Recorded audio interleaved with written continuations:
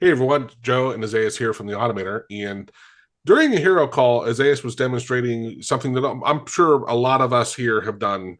You're doing using especially a control you built with AUTOHOTKEY, and you go to hit backspace or control backspace, and you get that weird box, right? So Isaias during the hero call was demonstrating a workaround to kind of fix that. Why don't you go ahead and show him, Isaias, and start explaining where we went with that, where I challenged you of like, wait a minute here. Exactly. So during the hero call, now you can see my screen. I created just a very simple GUI that has multiple edit fields and a hotkey control and multiple buttons.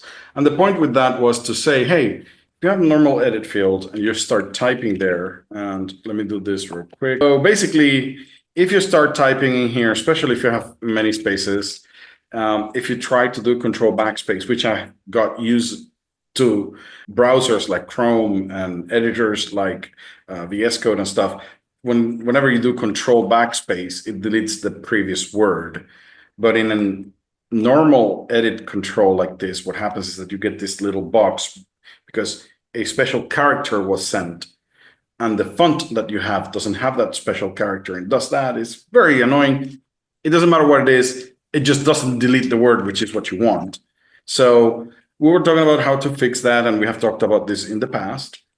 And what I was explaining to the person who asked the question is, hold on, look, it's not only that you want to have Control Backspace delete the previous word, but his context was with the HotIf statement. So what I told him is, look, one of the interesting part about the HotIf is that I can say, hey, if the control that is focused is actually an edit control in my GUI, in this GUI. If the focus control is an edit control, then do that, but don't do it if it is a hotkey control or if it is a button, because I didn't want none of that, right? And when you run it with this particular piece of code, then what happens is that if you type this is a test and you hit Control Backspace, then the last word gets deleted, which is amazingly great. It's cool. It's easy for me to fix mistakes. But if you're in something like this here, down here, if you press Control Backspace, it will not try to delete the word. It will just try to do whatever the hotkey control does. If a button is highlighted in blue, which means that it has the focus, and I press Control Backspace, nothing is going to happen because those controls don't handle that. In our case, if I didn't have this HotIf, it would always try to send that, and it would be problematic. That's when you came up, Joe, with the next questions. Can you tell them what the question was? I was Well, like, I'm way too lazy, right? So I'm like, okay. where it doesn't matter what program I'm Which in. program? Yeah. If I'm in a win32 control and I send the control backspace, I want it to work and not have to program around every GUI we have. Right. And especially the fact that the edit control could be in many other programs, not just yours. So that means, hey, how can I make it work in all programs, not just mine? And I was not sure about it. We started reading the documentation to find functions that I could use. Because the question is, how do I know the type of control where I'm typing? And that's the point. So we figure out that there are two functions that you can use. And I'm just going to copy this code, put it back in here, and let's uncomment it, and let me go over it. So basically, there are two function calls in here. One of them is the get control focus, and the next one is the get control class. Those are the two function calls. And after that, I'm doing a small comparison. So what I'm doing is getting the handle of the control that has the focus right now. And usually if it is a win32 control, you will get a handle here. If it is a special control, you might get some other things. But for now, if I get the handle, I know that it's a win32 control. Now I pass that same handle to this other function, which actually returns what is called the class NN of the thing. So class NN, that's what I'm getting right there. And that's the one that I'm using to do the small comparison. Down here, I'm doing a shorthand for regular expression match.